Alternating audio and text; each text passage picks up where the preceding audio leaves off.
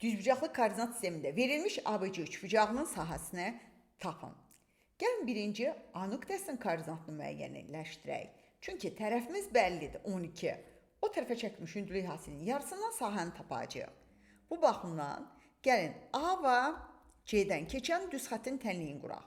Bilirik ki, Y bərabər KX plus B-dəki B, Y oxun harda kəsibsə, odur, yəni 6-dır. K araşdıranda mənfi Y-in X olan nisbət, yəni K-mız mənfi 6 bölü 6, mənfi 1-dir. Tənliyimiz mənfi X, üzərinə gəl 6-dır. A və B-dən keçən düz xəttin, B isə 12-dir. Çünki Y oxunu 12-də kəsib. Onun K-sını tapmaq üçün də buna K1 digərinə K2 deyək, yenə mənfi Y-in X-ə nisbəti.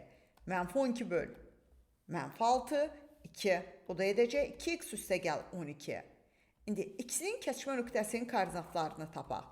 2X plus 12-ni bərabərləşdirsən mənfi X plus 6-ya, 3X-imiz mənfi 6-dırsa, X-imiz mənfi 2-dir, X mənfi 2-dirsə, burada yerinə yazsam, istənilən birində mənfi 2 yazsam yerinə, Y-imiz olacaq, Y bərabər 2 üzərinə gəl 6, 8-dir. A nöqtəsinin Y-i 8-dir deyə, baxın bu qədər 8-dir. S-də bərabər tərəf, o tərəfə çəkilmiş hündürlük hasilinin yarısı. Cavabımız 48-dir. D variantı.